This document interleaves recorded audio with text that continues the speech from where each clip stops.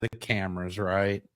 All right, ladies and gentlemen, welcome back once again. It is your favorite podcast, Keeping It Real. This is episode 164, and it just keeps amazing me every day when I keep adding up these numbers. But 164 episodes in, and today I have got myself a very interesting guest, someone that I've been looking forward to talking to for probably a couple months now. Yeah. And we were able to finally connect and get it going. So let me introduce my guest, and then we'll tell you why I'm so interested to talk to him today. Ira Mark Smith, welcome, my friend, to Keeping It Real. How are you doing this afternoon? I'm doing great. Hello, podcast land. I hope all you guys are doing fantastic. First off, let me just say this. I thank you guys so much. We were just talking a second ago about time. I think the most wonderful gift you can give anybody is time in your life. And you're doing that for us today. So, guys, hey, man, we love you. Thank you so much. And I appreciate you. All right, Mr. Chuck, let's go to town. All right, my man. So I was going through one of these Facebook podcast guest pages that I love to go to. And I've gotten some of the most amazing guests in the world. Literally, this has been a worldwide podcast. I've had people from all over the place.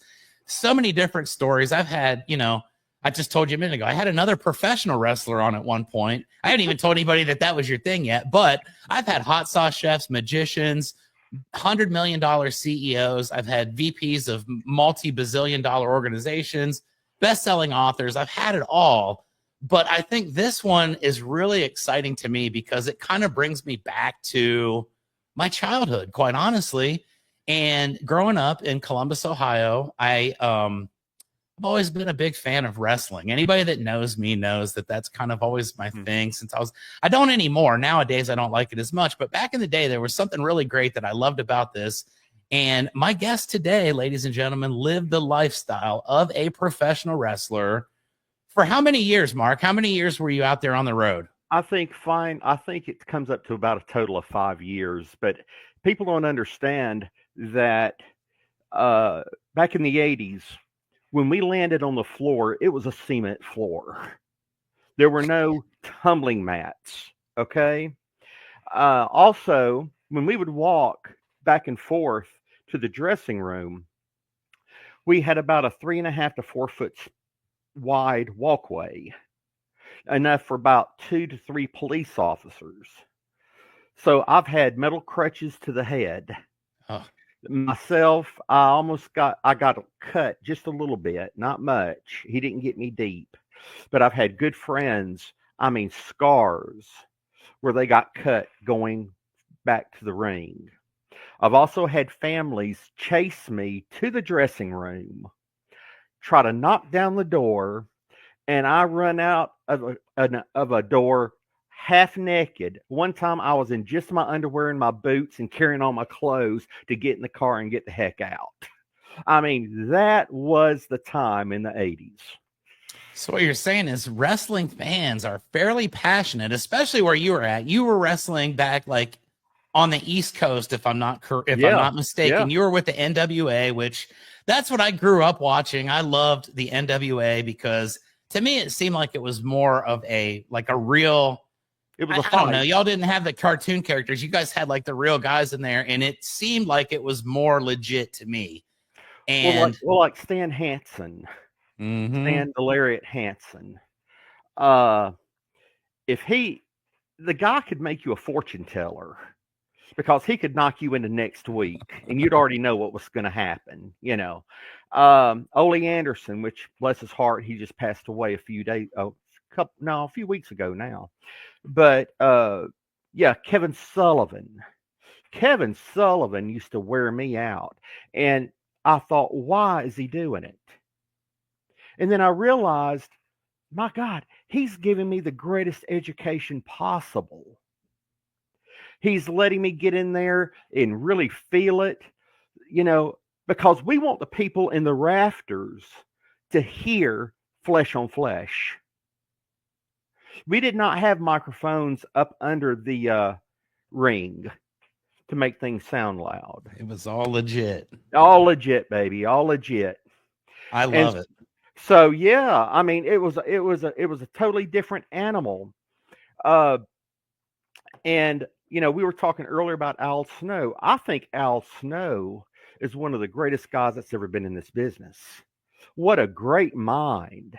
I mean, he can take people that you might look at and say, no, they'd never make it in wrestling, but doggone it, that guy will make them a wrestler and he will toughen them up. And I just give so many accolades to Al Snow. Uh, but yeah, it is a totally different creature. Uh, you know, it's so much different now. They have catering. Right. What I did was I used and see, tell me if you know who this voice is. Hey, Mark, you want a dog? Does that sound like familiar? Okay. I'm thinking back in the 80s for wrestlers. What a rush. Oh, yeah. Okay. I was going to say it's Hawk from the Road That's right. Warriors. Well, we would have hot dogs together watching through the curtain, I've, we've wasted time throwing Nerf footballs with Ron Simmons. Ron Simmons knows a little bit about football too, doesn't he? Well, yeah. And actually, but, he loves to play cards. Some of these old schoolers, man, cards was their deal. Like Andre the Giant played cards all the time. That's what he did. And if you walked in and his card game was going on, he'd look and go, "What's up, boss?" You better have a good reason if you interrupted his card game. Yep. But Hacksaw Butch Reed was very kind to me. Ron was very kind to me. I thank these guys so much. I just, they helped me have a life that I never thought I'd have, if that makes sense. And likewise, like to the fans, to the people that's listening today, to each of them, who may be a little older, or your parents may have taken you to an NWA match or something like that. The fact is, I want to thank you sincerely, because you helped give me a dream. You helped fulfill my dream. So, Chuck, even you and the people listening out there, I want to say thank you, because you guys blessed me. Well, I appreciate that because it was all fun and I enjoyed it. And to be honest, it's one of those things that just, I think growing up, I was just attracted to that. My best friend from kindergarten, I told you, he was a huge wrestling fan. His favorites were the Rock and Roll Express, Ricky and Robert. And I remember this so vividly, but he had all this stuff and he had all the little, the magazines and all the stuff that was involved with it. And he actually went to the wrestling school and had a career there for a while, but he got hurt. So let me ask you this. How did you get yourself in as a professional wrestler? It's got to be a unique path. Tell me a little bit about it. Yes, a very unique path. You ever heard of Chief J Strongbow? Yes. Okay, his son's name is Mark Scarpa. We lived in the same hometown, in the same grade in school. Mark Scarpa and Mark Smith always sat beside each other in class and school. I go off to 1 year for college and I make a 1.11 GPA. I'm the only person. You know how in colleges they give you these nice letters and they say, "We're sorry, we cannot, you didn't make the cut, And, well, to me it was, "Mark, please go. Just please go." I'm the only person in the history of the state of Georgia to get a gasoline scholarship because they wanted my rear end off campus. Well, anyway, and it was just because I made a few honest mistakes. Yes, I understand now that John Hancock signed the Declaration of Independence. At that point in my life, I thought it was Jack Daniels. So I made some mistakes. It happens. I think I deserved something. People graduate summa cum laude or cum laude or whatever. I think I should have graduated good laude because they were glad I was leaving campus. Oh my, I love it, dude. That is terrific. So anyway, yeah. Being a lawyer and a doctor wasn't on the table from a very early start, is what you're saying.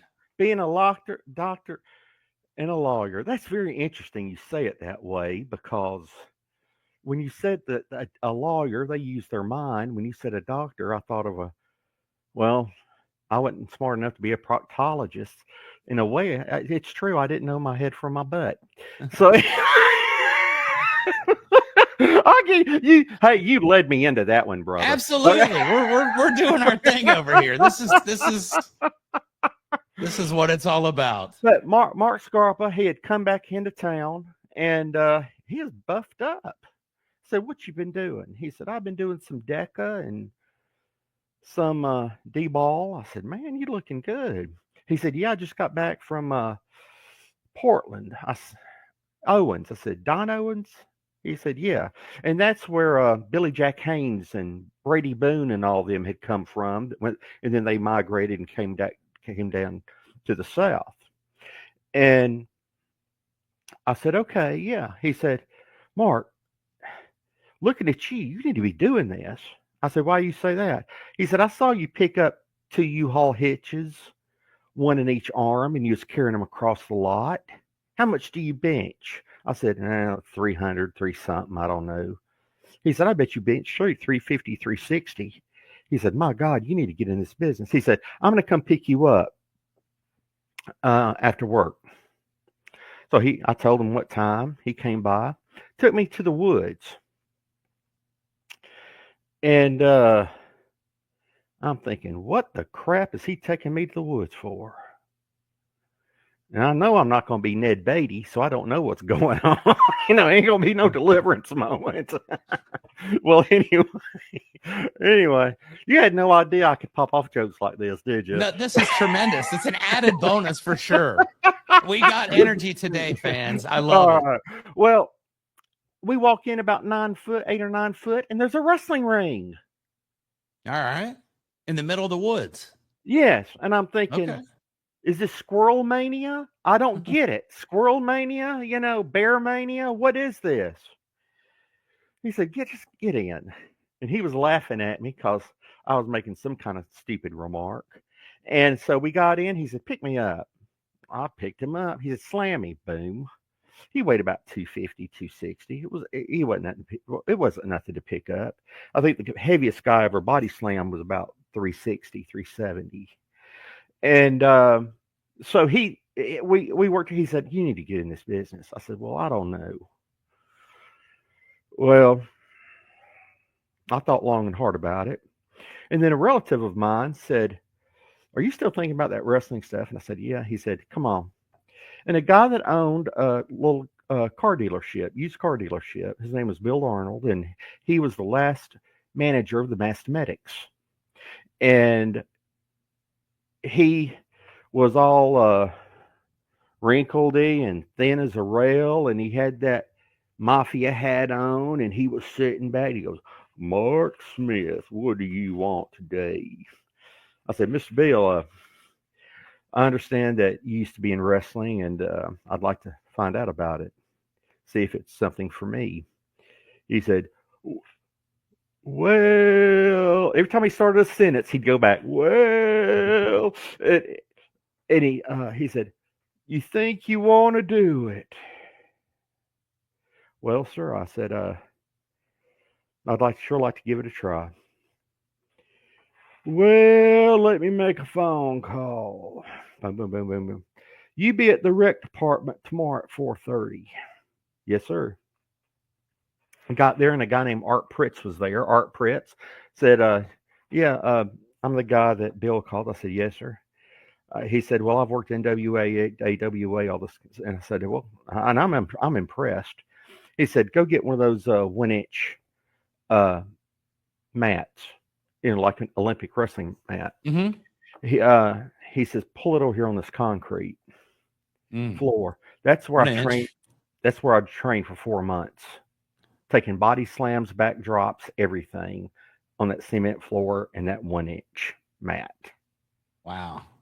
And that didn't discourage you. That's amazing. Because that's the stories that I always read about is like, they tried to break me. It was so hard. Yeah. They were physically destroying me. Getting slammed on a concrete floor with a 1-inch mat for 4 months doesn't sound like a lot of fun. So tell me what brings you back the second day. I had to find what I had lost the first day, what had gotten shook out of me. I mean, my gosh, I had things shaking me that I didn't know I had. I love it. So anyway, I come back, boom, boom, boom, and all of a sudden we're working a 10-minute match just on that 8x8. Matt, he said, Mark, I'm gonna come out of retirement and manage you. And he called a guy named Jim Fordham, who was the last masked medic. And Jim could still move and stuff. He was in his 50s.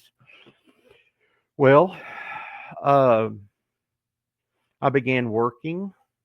First match ever, I believe it was Jerry Oates out of Columbus, Georgia. He was a Georgia legend, one of the best workers you'd ever see.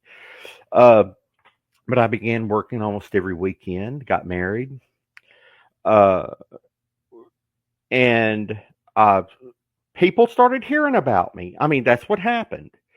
Then I'd get a call from a promoter. Boom, boom, boom. Yeah, I'd go there. I'd drive there. And it was really today, number one, I understand guys got wrestling schools. And yes, I mean, you have a right to make your dollar. Okay. I get that. But I think wrestling schools, I mean, I look at them and go, do they really pay their dues in those schools? I don't know. That's a fair question, because you're out there getting slammed on a concrete floor in the middle of the woods, and then you're out there, like you say, working and working and working, and you're getting that education as you go. And you don't, and you're lucky. You're lucky if you get gas money and a hot dog. I'm for real. That's paying your dues. Yep. What a different world we live in nowadays. Paying your dues now is unheard of. People don't have the time for that. They don't have everything has to be now, me. Yeah. And I think it's super interesting that mindset was there, where you realized, okay, I'm coming into this, I'm new. I'm going to have to kind of start my way at the bottom and work up as I go. And your first match, I'm sure you're not fighting at WrestleMania on your first match. How many people do you think are in the crowd? 100 people. And that's probably a pretty good crowd for your first match, right? Hey, there were some. And what's bad is a promoter might guarantee you some money, and he doesn't tell you he's got a rival promoter in the next town over. So they start putting out bulletins, that says each one of them shows canceled. So you get there and there's 50 people, and he gives you a $15 and says, "I'm sorry, this is all I got." That's doing it for love. That's paying your dues. Yep. I remember reading, or maybe it was a podcast I listened to. It was Stone Cold Steve Austin from when he first got started way back, about the time you were doing it in the late 80s. And he said, I would literally take my paycheck and buy a bag of potatoes and like 4 cans of tuna. And that was what we lived on in those times. And to me, that's amazing, that when you see guys that started at that level that end up being Stone Cold Steve Austin or The Rock, who said he had $17 to his name and all that. Me and Steve were on the same cards together, but right? He was stunning Steve Austin. Yep. And of course, I think I was the first one to wrestle him when he came to the NWA, or was it WCW at that point? I'm not sure. Flying Brian Pillman, who became the loose cannon, Brian Pillman. Yeah. Cincinnati, Ohio. Yeah, exactly. Yeah, he played for the Bengals. And of all things, about a year ago, I got to meet his son. His son wrestled about 20 miles from here. And I'd gone down, and if guys had a hard time being able to master a punch, I could break it down in segments for them so that they could understand. And so I would go down there, and just so happened the owner of the promotion said, "You ought to come by." I said, "Why?" He said, "Pillman's son's going to be here." I said, "What? Really?" I'd never met him. And now he's Lexus King or whatever in NXT, But he's a great kid. And I got to see him. And the way he's hopping up and down, he's in gorilla position. He's hopping up and down on his toes, the way he's moving his arms, the way I see him going through certain things that's happening in the match. I feel like I'm looking at Brian. So after the matches are over and everything, I said, I just wanted to say something really short, and if he did not want to talk, it was fine. I said, "Hey, buddy." He said, "Hello." I said, "I really enjoyed working with your daddy." And when I did that, he looked at me. He says, "My daddy." I said, "Yeah." When he came to WCW, I think I said WCW to him. Uh, I worked him in dark matches to get him ready to work on TV. I said, "You look just like him." Well, Brian and I just talked for maybe half an hour.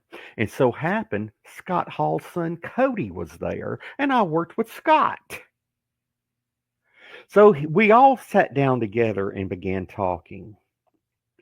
And sometimes Cody would say, "Yeah, that sounds like my dad, kind of bullying." I said, "Bubba, I never took it as bullying. We were having a good time, Right. and everything. And we're just having fun." And he understood I really cared. They both understood I really cared about their daddies. Well, it really touched my heart on Instagram.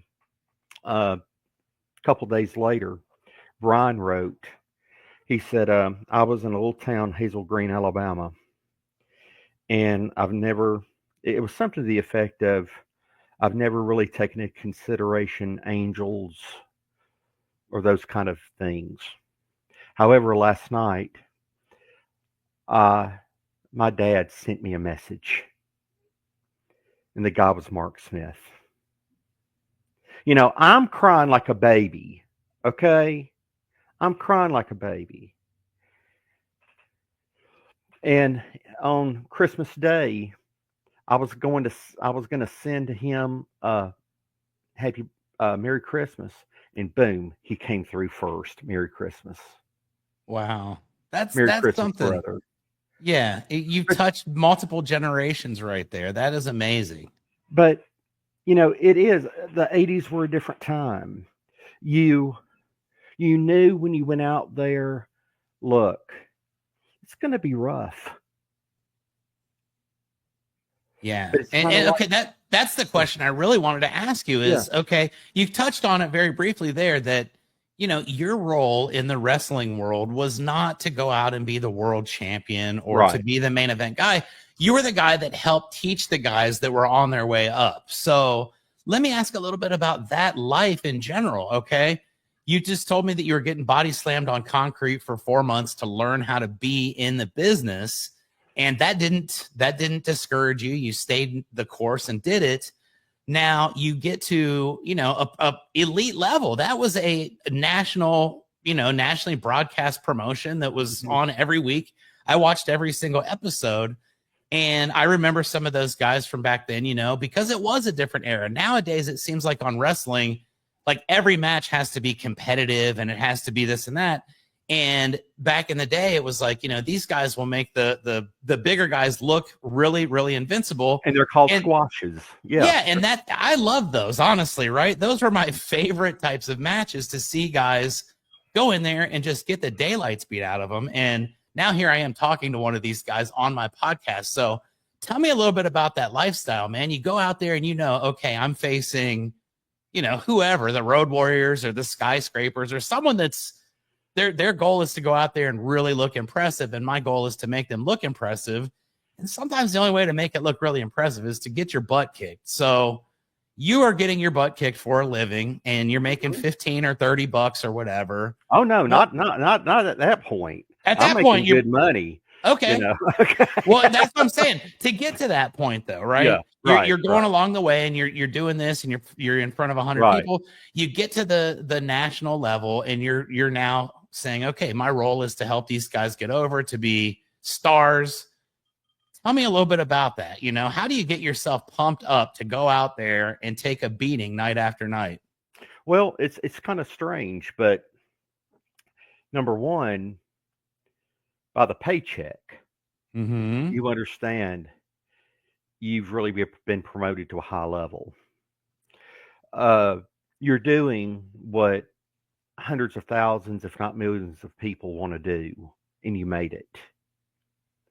Secondly, you don't hold that position for a very long time, especially flying around with them, unless they know you can work with anybody and make them look good. Most of the guys, what they would do is when they went to an area, they would call a local wrestling school and get 2 or 3 guys to come get their butts kicked, pay them a minimum. Hey, the guys enjoyed it; they got exposure. Yeah. But at the same point, you know, like my first match with WCW, Jody Hamilton, one of the old assassins. Jody Hamilton had just taken over the books because Turner had bought it from Crockett. And so Jody calls me and I go, "Hey, Mr. Jody." He says, "Hello, Mark." Got this real deep voice, you know. And he said, "I need to know if you can be in Cleveland tonight." In Cleveland, Georgia is about 2 hours north of Atlanta. I lived about 30 miles south of Atlanta. I said, "Yes, sir, I can be in Cleveland for you." He says, "Well, I got a show and I need you. I want you up here. And I want you to start touring." I went, "Okay." I didn't understand what he meant by touring, but I said, "Okay, yes, sir. I'll do whatever you want. What time do you want me up there? 5 o'clock, 6 o'clock? You just tell me what time. I'll give myself extra time for the drive." He said, "No, Mark, you don't understand. I want you in Cleveland, Ohio tonight." He said, "I need you to come to 12th floor, CNN Center. Tell the bodyguard who you are. He's going to let you go up the escalator. You're going to go up there, go into it was escalator, elevator. I don't remember which one. But he said, when you walk into the office, tell them who you are. They're going to give you airplane tickets. Be packed, go straight to the airport, get on that flight immediately." I said, "Yes, sir." So, I mean, you get that kind of call.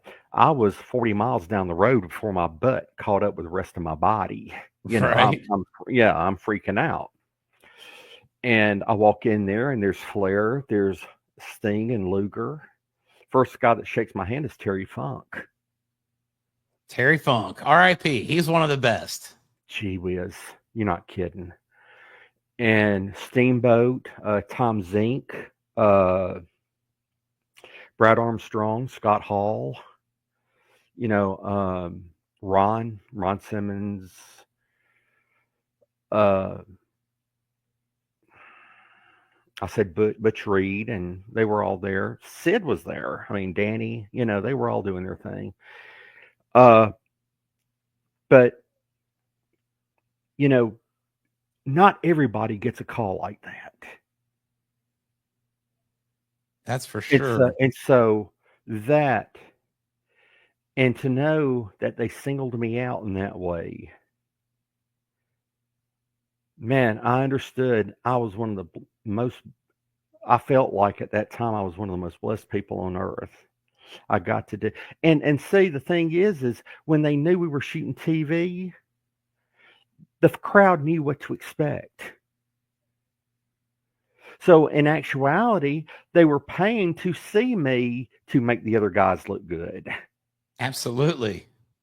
And I don't mean that in an egotistical way, but in a sense that, you were just saying there would be squash matches. You knew there would be squash matches. So the higher I could take that backdrop, the more I could spend, I could, like, for instance, Rikishi. Oh, don't tell me you had to face Rikishi. Oh gosh, yes. As Rikishi, though, when he was doing the whole. No. Paul right. Paul Heyman, which was Paulie Dangerously at the time. Yep. It was a Samoan SWAT team. It was Rikishi and Sam Ione, I think. I'm probably not pronouncing it right. But anyway, the Bloodline that you see now in WWE. That was the beginning of it. I was wrestling the Bloodline. Yes, I was wrestling the beginning of the Bloodline.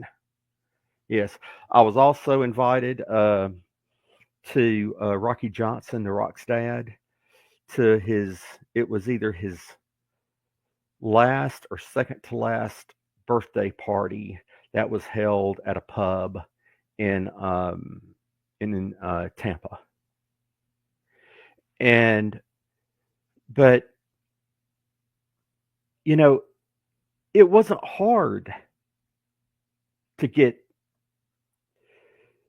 rejuvenated every night. I mean, the Junkyard Dog, I'd be sitting talking with JYD. I would be sitting and talking with Sheiky, Iron Sheik, or Abby, Abdullah the Butcher, and we would talk. And I mean, you just soak in everything because it makes everything you soak in makes your next match, better. And when they respect you, they go, "Hey, I was thinking about trying something different tonight. Do you think you can do that? Or do you think you can make that happen?" One thing Rikishi asked me to do, I said, "No, I can't. I'm sorry. I'm sorry, Fatu, I can't." And I said, I don't see that I can get enough height on it. He said, "Okay." He said, "Well, what about when you come through the rope, I give you the kick. Can you go crazy on that?" I said, "Man, I'll sell it." And if you look at online, I mean, I fly. But when I told someone yes, Brian Pillman, he asked me, he said, "Mark, if I was to pick you up from the front and set you to where you're sitting on the top turnbuckle and drop kick you in the shoulder, do you think you could fly all the way and hit the floor and be okay?" Sat down, and I did the animation in my head. For sure. I said, "Yeah, I can do it." "Yeah." He said, "You sure?" I said, "Catch me this shoulder." He said, "You're that confident, aren't you?" I said, "Yeah, catch me in this shoulder." I already knew what I was going to do. I was going to go to the right, hook the top rope in here. I was going to let it turn me, put my left hand on the edge of the canvas, and then I was going to try to come down fairly feet first, so hopefully I could roll and take some of the force off of it. Well, doggone it, I turned so good I was coming down feet first. I was coming down in a standing position. And I thought, "Oh my God, I'm coming down too perfect." So I bent my legs and hit it and caught a metal rail, but that was okay. But, I was one of the first people that Scott Steiner did the Frankensteiner on. Wow. That's pretty cool. We're standing there just before we're going into Gorilla, and Scott's like, "Will you hit that wall?" "Yeah." I hit the wall. He said, "Do you think you can?" He said, "If I was to jump up, basically my crotch is going to be in your face, and if I go back, could you roll with me?" I said, "I think so. Can you hold me up?" I said, "Probably." He said, "Let's try it." Scott Steiner, right there, did not grab me by the shoulders, nothing. He went from a standing position to where his legs were bent over my shoulders and my hand was under his butt. That guy's unbelievable. Yeah, that's one of those things that you watch and you're just like, wow, how did someone not get hurt by doing these things over the years? But it's a lot of training and practice. And to be honest with you, Mark, you are the guy who was the actual talent of the entire thing, and you were taking guys that probably had less skill and making them look better. No, I wouldn't. No? Well, I mean, guys were so talented. I would never put myself in their league. I think everybody had their strong points. Okay. And I considered myself more of I was a company guy. Look, company guy, I'm going to help the company. I'm going to do my best for this person, for this person, for this person. I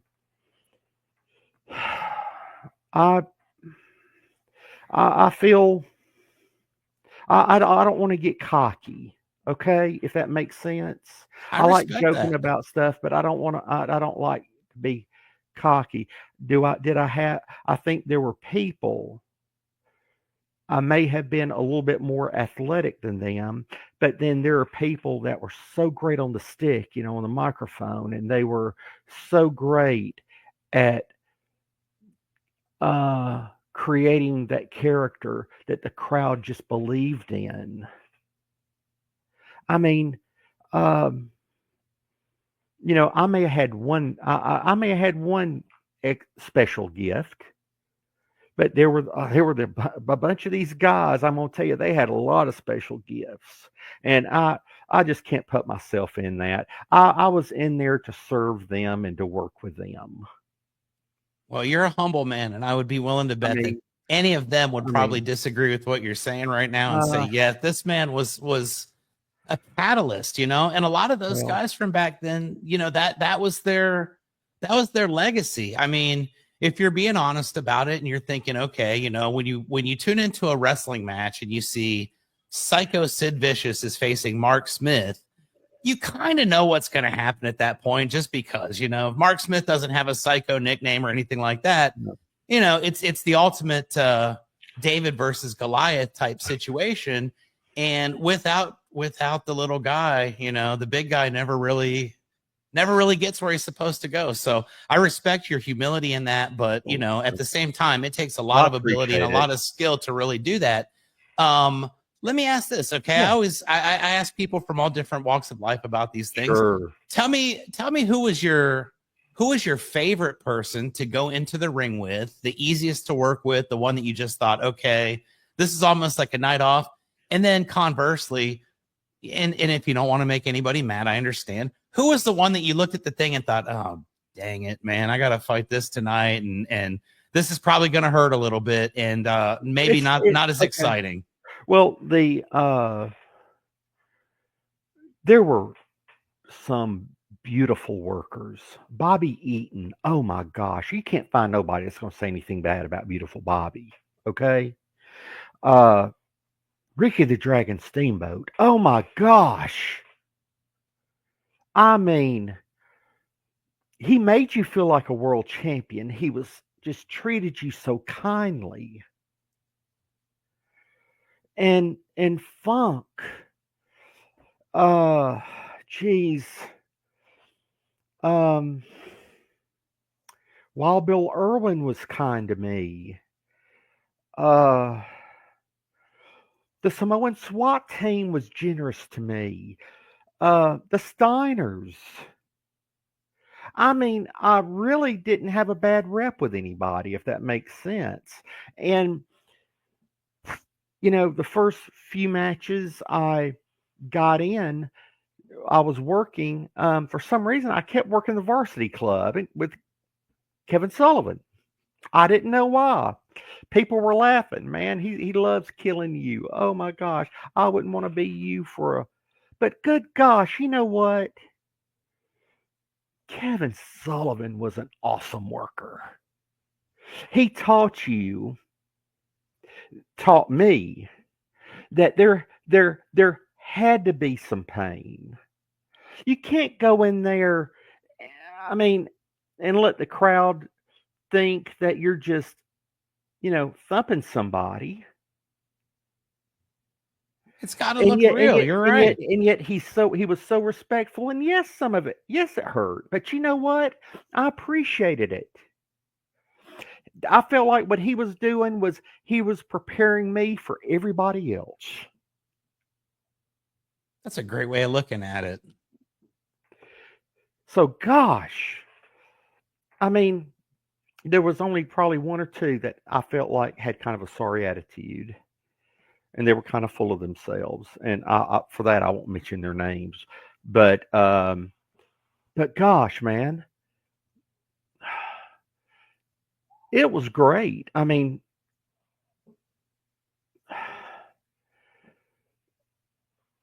for every soul that took care of me in that ring, I cannot thank them enough. I cannot thank them enough that you know you would watch that match. I can't thank them enough that I've got a match or matches to show my grandkids. You know, um, I mean, I feel like a lucky guy. That's pretty awesome. And you lived a dream. Like you said, that's something that every person, and I tell everybody this is one of my crowning achievements in my athletic career, is I was the neighborhood backyard trampoline wrestling champion for like 5 years in a row, and it got ended because of an injury, but I understand. You got to go out there and you got to have the guys, and it's a lot of fun. We all wanted to do that. And I never really looked at it from your perspective. And I really appreciate that so much, because to me, it's like, wow, you would almost think that would be the part where it's like, oh man, I'm going to go out here again and I'm going to get kicked and I'm going to get hit. But you were enjoying it and you were taking it in and you were learning and getting better every single time out. And to me, that just speaks volumes, because, at the end of the day, honestly, when you look at it from a national perspective, you're not going to be one of those guys that they remember 30 years down the road and say, hey, you remember that time Mark was in this match with, so-and-so, but you went out there and you gave it your all, as if you were going to be immortalized forever, because what you were doing meant the world to you. You were enjoying it. You were living the dream. You were traveling around with some of the biggest stars. And the cool part about this is one of my questions was going to be, how do those big stars treat the guys that are there to, help elevate them? And from what it sounds like, the majority of them were really appreciative, really loved what you were doing. Oh God, they would come to you after the match and say thank you. That's that amazing. Was standard. That was standard. But then, if you got closer to them, then you were involved in the jokes, right? And they would be kind of funny. We would be getting off a plane and they're going to say, Mark, we're going to tell your wife what you've been doing. And I'm like, guys, please don't make nothing up. Oh my gosh, please don't. But I just, what can I say? Before the interview came on, I told you, I think what the biggest mistake in my life, what it was going from Mark Smith, a guy who wrestled, to believing I was all that, and I was Mark Smith, the wrestler. Whenever I think, when you reach a certain level of success, it can get to your head so quick that you don't realize, but what you're doing is you're alienating everybody out of your life. And though I did not physically abuse my wife at that time, we got divorced after 3 years. And I got to tell you, I was a jerk, man. I was a jerk.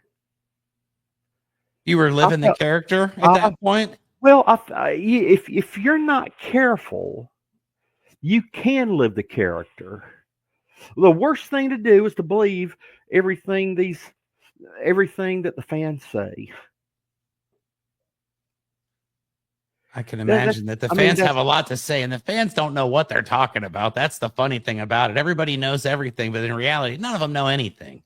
Well, I mean, if you went out a lot of us would never leave a hotel lounge and like go into a bar. A few of us did at different times. I probably did a few times. Of course, somebody was at the match. Hey, I can take him. Boom, boom, boom. Well, then I have to knock him down. I have to punch him. I have to knock him down. If I had let him beat me, I'd have got fired. Absolutely. So, I had a relative a few months ago. They said, "Did you really knock people out?" I said, "Yes, I had to." And I would purposely knock a guy out. If he pushed me too hard, I'd knock him out. I'd take his girlfriend, walk her to the street corner. I'd say, "I know he's your fella. Go back and take care of him. Have a good evening." And then I'd go back to the hotel. Oh, the life of a professional wrestling star, I'll tell you. And those stories probably are, more plentiful than anything. You've probably got more road stories and more, this is what happened that nobody actually saw. And I think that's the most fascinating part about it. I do want to touch on some other things here. Your wrestling career is extremely fascinating to me, Well, but thank you. you're an author. You wrote a book, Yeah. and the title of your book is Wrestling with Demons. Yeah. So I didn't read the book, obviously, yet, No, but I'm no, it's going fine. to. Tell me a little bit about your book. Tell me a little bit about the inspiration Yeah. behind it. The title Wrestling with Demons would imply that while life was amazing for you in these times, there probably were also some adverse situations that you find yourself part of that Yeah. may have affected your life. So Well, let's talk a little bit uh, about it. my dad was beaten with chains as a kid Mm, and had never processed it. We, are just now getting to a place in our society where some men are starting to feel comfortable about sharing their feelings. My dad, because of his past, he had to project that anger onto somebody. And so he did, and it was often with fist. The last time he hit me and I didn't go down, it scared him to death because he realized I could kill him. Uh, you know, when you grow up, and my mom's a great lady and everything, and after I get off the phone, after I get off this with you, I'm going to call her and check on her and see how she's doing. Okay. good And, man. but, uh, I didn't like my daddy and a lot I would say there were many times I just didn't like him, but I also didn't understand his past. Did not understand what he was doing by projecting that anger onto us. So when a kid grows up and they kind of live in a fear, they don't know what's happening day to day, or if my daddy was in a bad mood, even though we might not have done anything, something could have been taken out on us. So basically, as a kid, you grow up and you have really you really don't have an identity. You don't know who you are. You're in survival mode.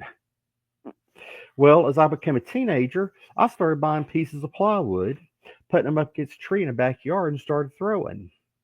Well, I played a little bit of ball and got to where my fastball on one throw was going through the plywood. Nice. My stepdad, at that point, I've had two stepdads, both of them wonderful, but this first stepdad, we did not know, but he had a drug problem, and he was taking 25 to 30 Percodan and Percocet a day. So uh, he encouraged me, and I did. I went to Durham, North Carolina. I tried out with the Atlanta Braves. I was actually called. I pitched in the movie Bull Durham was filmed in. I mean, yeah, in the stadium. Okay, and so about 2 months before I was supposed to report spring training, he has a day where, man, he just tops off a lot of pills with a good bit of alcohol. And I remember what I said to him. I said, "You're too good. You're too good a man to be a bum." Well, when I said that, he flew off, and I put him down. When I put him down, it damaged my hand. 2 weeks later, I was in a Chevy Chevette. Boom, I got hit driver's side by a Ford LTD. It was Mm, their fault. My hand goes through the instrument gauge, and so my hand is totally tore up, and you lose my baseball career. wow. So now I go right back to being that same little kid that has no purpose, that does not know who I am, what I'm supposed to be. I am just totally lost. And that's where wrestling came in. And I thought I'd found my place. But what I did was I lost who I was. I wrestling should have never been my identifier, my identity. It was my vocation, and it could have, and a love, and that's okay. Vocation and love, but you got to know who you are. And basically divorced, and because of steroids, going to prison for 20 years. I was 5 minutes within going to prison, and a the local sheriff, called me and asked me to come up to his office, and the Georgia Bureau of Investigation was right there, and they had been doing a huge steroid raid and all this. And anyway, they had me on cassette tape. And I was just talking about what other people, me and this other person were talking about what other people were taking, because we were thinking about what we were going to take. But because we mentioned other people's names, they were going to pop us with distribution. Mm-hmm. Well, the sheriff hands me a pad and a pen, says, "Mark, write down everything you know." I go, "I will, Mr. Richard. But I got to tell you, it's not going to be enough, because by the conversation, I'm not so well versed. We were talking about other people and what they take. I'm still going to prison for 20 years. And I was a beaten dog, feeling that way." And he said, "Mark," he said, "just write down what you know." I wrote down everything, Chuck. And I gave it to him. I said, "I guess I'll see you in 20 years, Sheriff. Thank you for trying to help me." Man, that was low, bro. 2 or 3 months after a divorce, maybe 4 months after a divorce, and now you're going to lose your freedom too. And so the sheriff asked him to come back in the room, and he says, "Fellows, I've known him and his family for a long time. It will not better society at all if he goes to prison." He said, "Mark," he pulled up a manila folder. He said, "Here are the charges. Don't even step toward the line that you almost crossed this time. Don't even step toward it. If you do, all these will have to be reinstated. Wow. You can go." And they put their cuffs up. Now,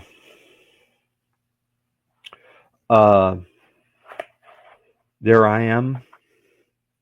I'm back lost again, not knowing who I am. I found a positive pregnancy test in our apartment after she left, and could not get hold of her family for months. And when I did, all they told me was it was taken care of. And I know I could rationalize anything. I'm repeating what they said, but I could rationalize anything. People have asked me, they said, "Mark, when you get in this book, who was the culprit? Is it your dad for beating you? Is it..." No, the culprit was me, Chuck. It was all me. I don't know if there was a baby. If there was, then I'm going to tell you, I'm a baby killer. Man. I got down into that hole in my life. I was down so low that I said, "All right, big guy, you're supposed to be here. I remember that church stuff when I was little. You're real. Show me something." I dared him. And I'm writing my second book now, and it's called Wrestling with God. Okay? But is this boring? Just curious. No, this is absolutely amazing. I'm absolutely enjoying this tremendously. Okay. And okay. I thank you for sharing this. Yeah, not a problem. Well, people started tapping me on the shoulder. This old geezer, I was walking in, and I'm going to give a cheap plug. Ace Hardware. I need lumber. Send me lumber. I just gave you a cheap plug. Okay. Ace Hardware. I'm kidding. I got you.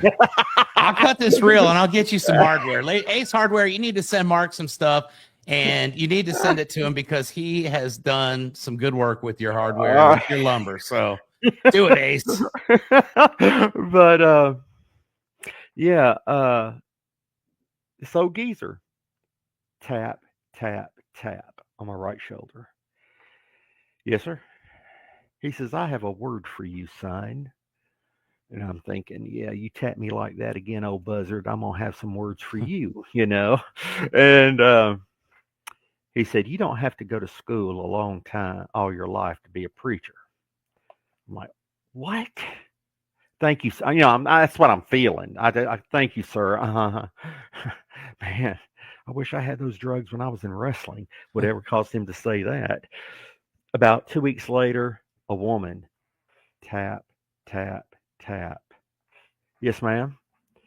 I have a word for you, son. Yes, ma'am. You don't have to go to school all your life to be a preacher.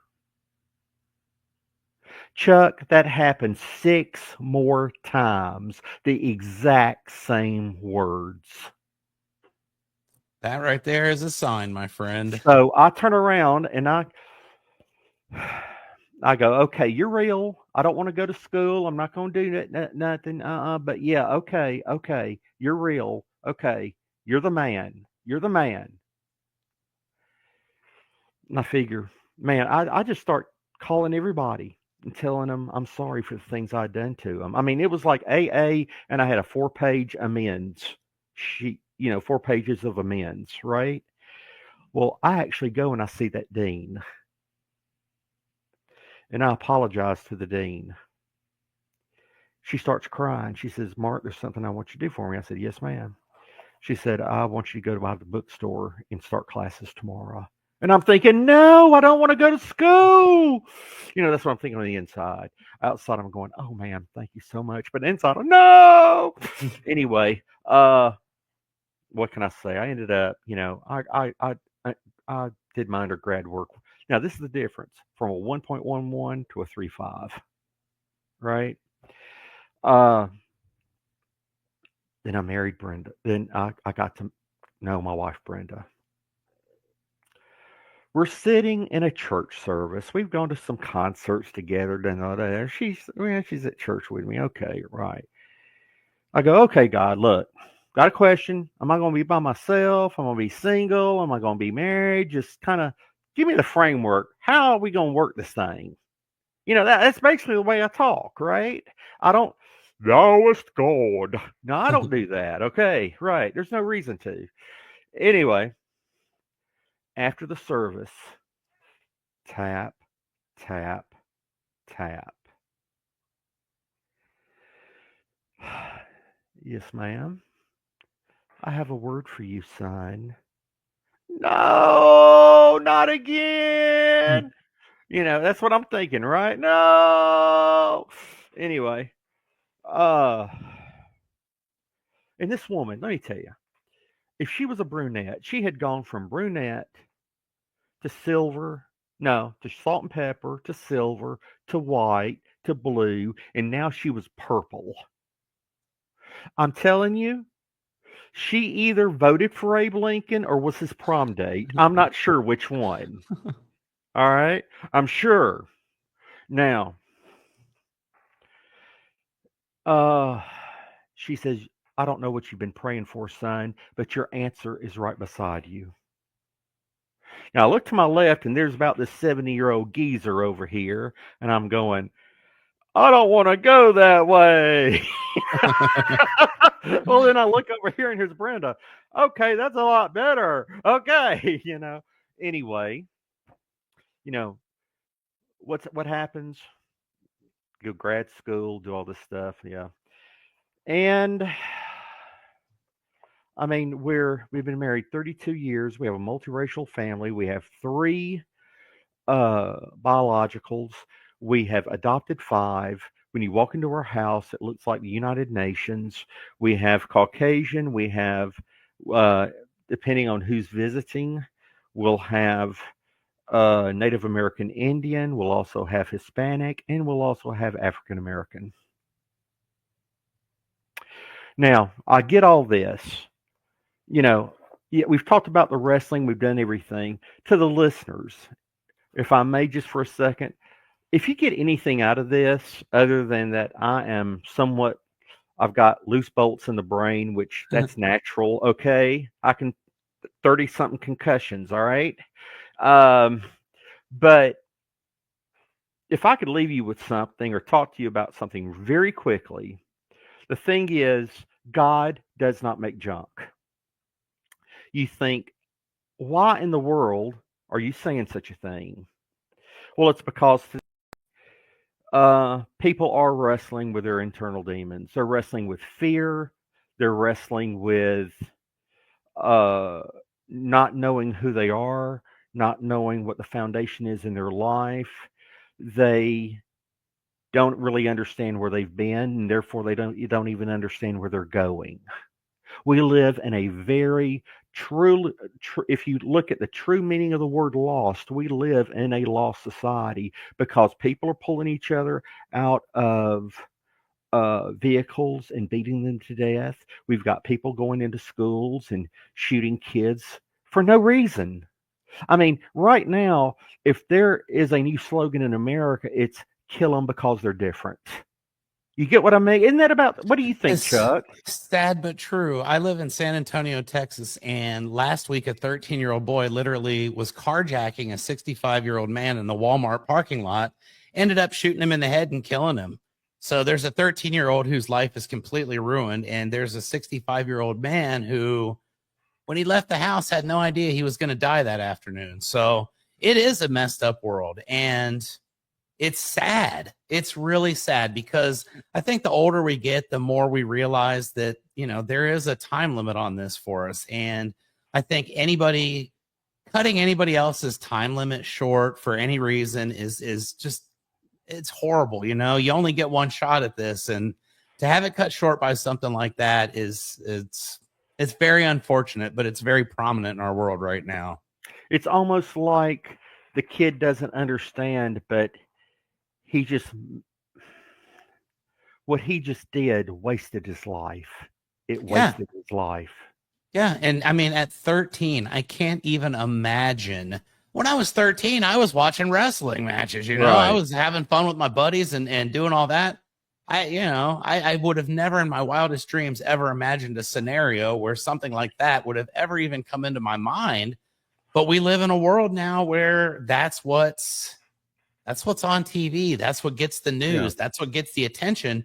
And very seldom does the gentleman that stopped and helped the old lady cross the street, or, the people that do the nice things, very little does that get attention when you can sensationalize violence and hate and animosity. And I'm not a political person, but I understand why they do it. If we all unite together and we all agree, then there's nothing to keep us divided anymore. That's right. So I understand it. You know, It's just very sad. and when you think of the wrestling with demons, it's, half the book is like my memoir. The other half is like talking about those demons, the fear, everything that drives us to do those inner things. I call them the uglies. Okay. But see, it's me wrestling with demons. As individuals, we wrestle with demons. Thing is, as a society, we wrestle with demons. You get what I mean? Absolutely. So it's kind of like a threefold. I held it up just not trying to push the book, but just because push the book up there. Give me a little. I'm going to Okay. ask you how we can get my people to get your book. So yeah, absolutely. You're my 15th author. Well, thank you. But I hope it gives some relevance that if we can understand that people are wrestling with their demons, maybe we won't be too fast to judge and just throw people's lives away.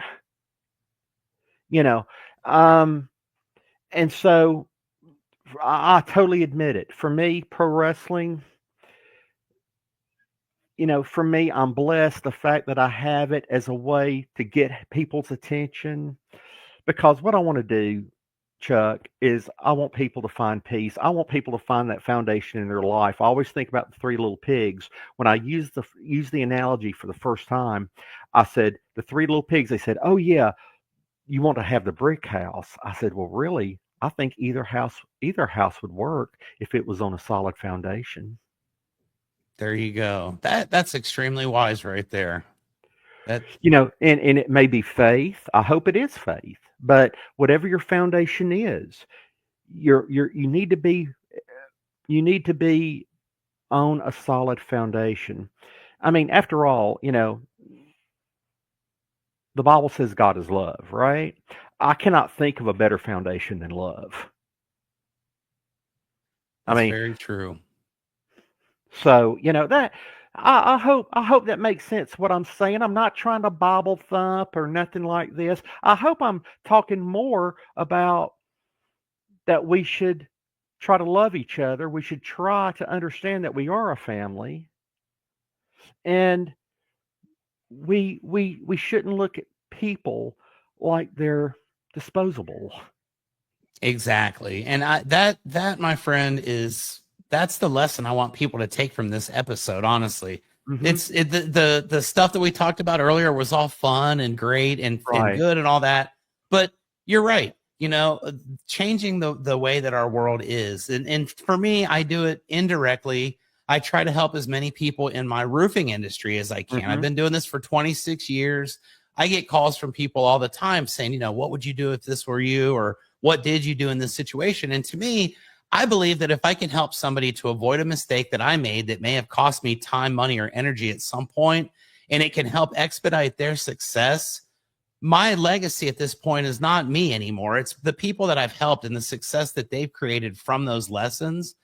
And I think, it's kind of strange when I really think about it like that, is that both of our paths are kind of similar, in the careers. You were a mentor to a lot of people. You get to talk about all these people that you were in there and you worked with. And, at some point you were a part of all these careers and helping them improve. And that's really the ultimate story, is how much we can help others. That's the legacy I want to leave behind. And I really respect that. I'll tell you that's a great perspective, and I really appreciate that. Well, thank you, brother. You know what we didn't do? What's We that? did not. We didn't give you time. Give the 20 or 30 seconds for our sponsor. Well, ladies and gentlemen, this is Mark Smith, and what he just did was known in the wrestling world as cutting a promo to a degree. And now you're going to see my promo skills real quick. So here we go. Mark, have you ever heard of roofer.com by any chance? I have seen it pop up. All right. So let me tell you real quick about roofer.com. They're my main sponsor here on Keeping It Rio. They have been for 2 years. I absolutely love these guys to death.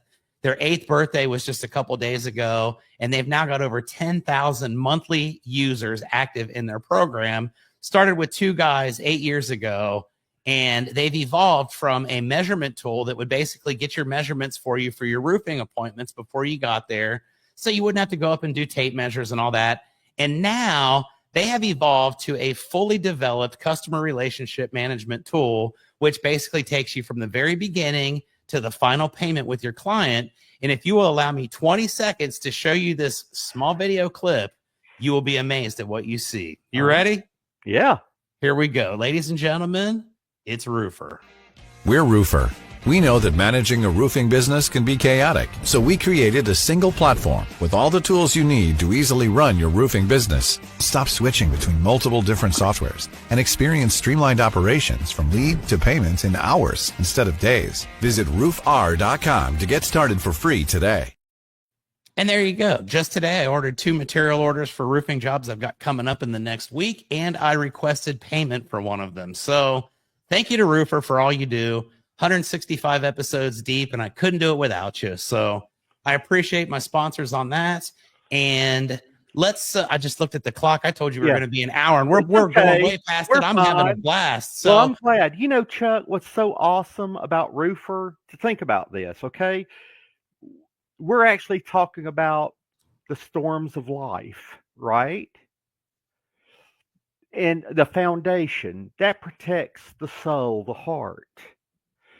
But you know what? We can also correlate that to the fact that the storms that we face in the weather, Roofer helps us be protected as well. So it helps us protect our families, and what we're talking about today is helping protect our souls. So in a way, they work together. Indeed, my friend, and that's a great comparison. And I'm going to share that with the CEO at Roofer just so he can see that clip, because that'll definitely make those guys smile. And like I said, I appreciate them sincerely. Mhm. They sponsored my podcast when I didn't have anything going on, and who knows, I probably still don't have much going on, but I feel like I kind of do it. 165 episodes, and some of the guests I've been able to get, yourself included, my friend. It's a blessing. I really enjoy it. So let's start kind of winding down a tad bit. There is something that I always love to ask, and this is one that I definitely got to get from you. Okay. Get it. We've already kind of talked a little bit about it. You've told me stories about eating hot dogs with the Road Warriors behind the curtain. Mm-hmm. You've talked about, Andre the Giant playing cards, and you better have a good question. All these guys have character. All these guys have, spent so much time together. Tell me this, okay? And this is probably going to be tough. And if there's more than one, I understand. But what is your absolute favorite memory from your wrestling career throughout the years? What one thing when you think, man, you know what? If that would have never happened, my life would have been totally different. Or that was one of the funniest things. I don't want, not one of the worst things, but the most memorable thing, maybe the most memorable match, the most memorable crowd, the most memorable flight. What you got? That's tough, isn't it? I think I have two or three. Number one, I really enjoyed on a few flights. I had the opportunity to sit with Tommy Young. Tommy Young's a wealth of knowledge, and I appreciated him so much because he would look. He knew I was, on the totem pole. I was a little guy. And yet he treated with so much respect. And I can never thank Tommy Young enough for that. The phone call from Jody Hamilton, to think such a wrestling legend thought that much of me.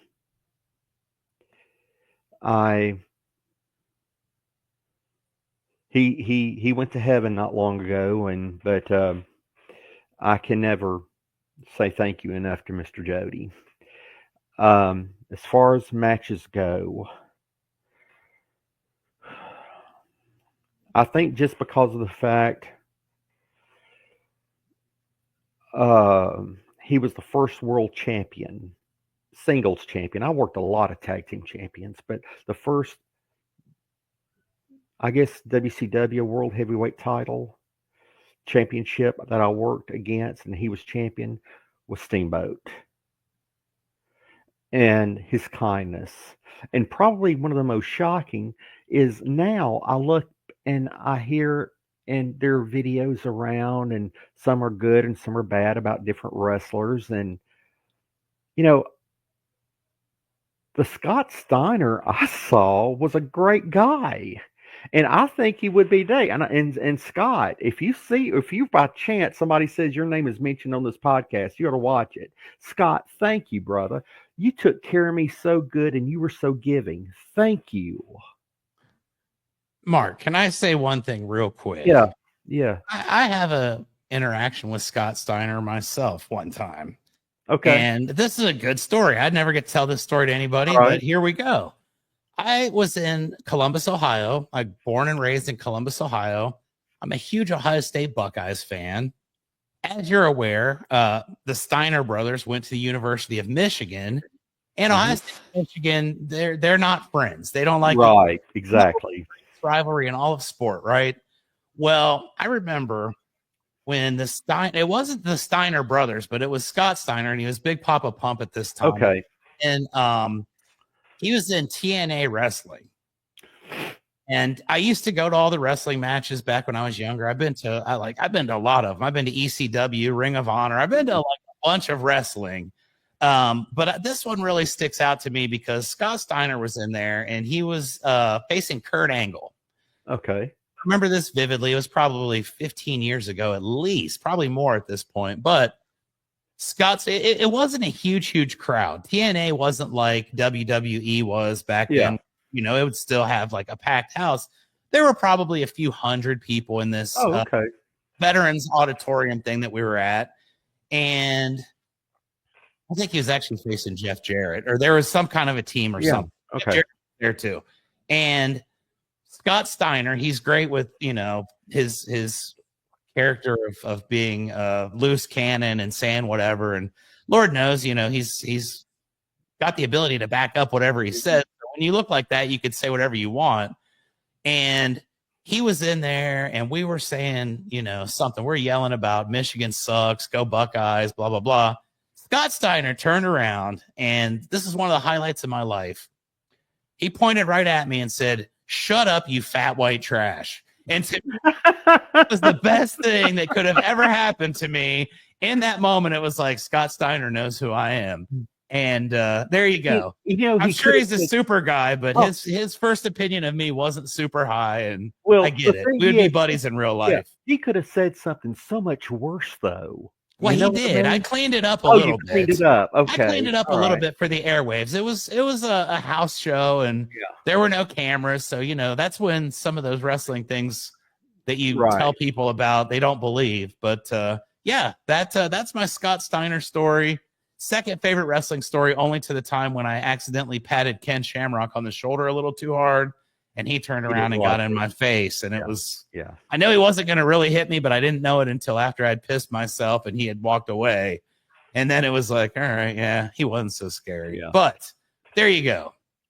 I think all fans and the fan part of me, I'd already been out of the business a while, and I had a chance, and this hit me because I was watching Dark Side of the Ring the other night. I was watching this new season. You know, it's amazing. I watch a lot of that stuff, and you know, I was either I was on tours for those people sometimes, you know, so it's kind of nice. It's kind of a nice way to reminisce. But about a year and a half, 2 years before he died, I was driving through Nashville, and I was able to have maybe a 30-minute conversation with Harley Race. Oh, I told him we'd been in the dressing room together a couple times or whatever, and we talked. I'm not going to cry when I say this now. I told him, I said, Mr. Harley, I want to thank you because a man of your stature, you treated me so kind, and you knew I was nothing. And he made some kind of comment. It was like, well, son, you weren't nothing, or else you wouldn't have been there. But, you know, I think about when I was breaking in. And if you've made it there, you deserve to be treated with dignity. And still today, sometimes I have to pinch myself that I had a conversation with Harley Race, you know. I was starstruck. And for him to treat me that kind, you know, I wish today, and to the fans or to the listeners, you know, you have given us the greatest gift today. You gave us time. I certainly hope it wasn't worth it. I mean, I certainly hope it was worth it. I would hate to disappoint you. And I hope you actually walk away with something and you think, man, you mean out of a podcast, I can really believe that those guys love me? Yeah, you can. Because I'm looking at Chuck right now, and I'll tell you what, that man's got a heart. And he's the real deal.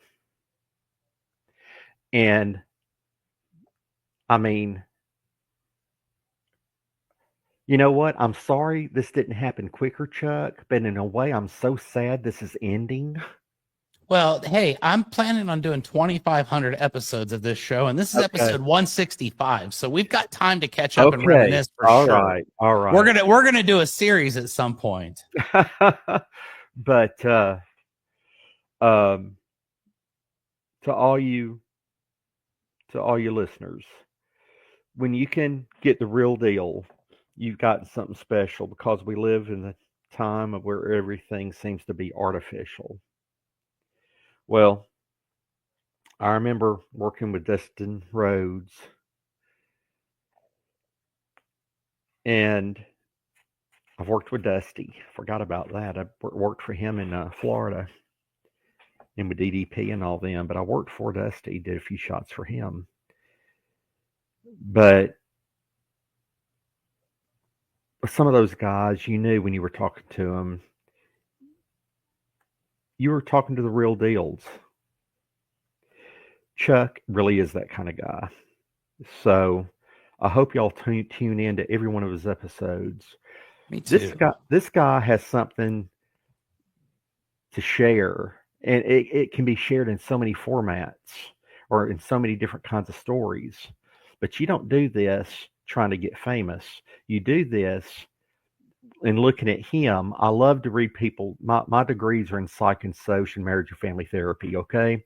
So I look at people's faces, and what I see is a man that goes out of his way, a man that does care, a man that does love. And this is a labor of love. So Chuck, I want to thank you. Yes, sir. Well, I appreciate that. And just out of me being me, I'm going to cut that thing into a reel. And that's going to be the one that I play for everybody as my teaser. I always appreciate anyone that wants to say something nice about me because it's few and far between. And of course, I'm just joking there. I have such a blessed life and I do this for fun. I was talking the other day to a buddy of mine and I said, you know what? I do have a sponsor. They help me with my roofing company. They take care of that stuff for me. And the fact that they wanted to be a part of this meant the world to me. The fact that people watch this and talk to me about it and all this, it's just amazing because almost 3 years ago, I just had this idea and I grew up being a fan of like Howard Stern and I was in the radio era, you know, and I wanted a radio show. And to me, this looks like Howard Stern back in 1995 when he had his studio and he was just sitting there doing the thing. And that's why I did it the way I did. And it is a labor of love. I always say, I don't really care who watches. As long as somebody does, you know, that's fine. But really, to me, this is the most beautiful thing about this podcast is I get to meet people. I get to talk to amazing people, learn amazing stories. And I've got a long way to go before it stops being fun for me. And you know what? 2,500, good Lord willing, I live long enough to get to that. It's going to take me a little while, but I'm having fun with it. And I appreciate your kind words very much. More importantly, Mark, I appreciate you taking the time to talk today.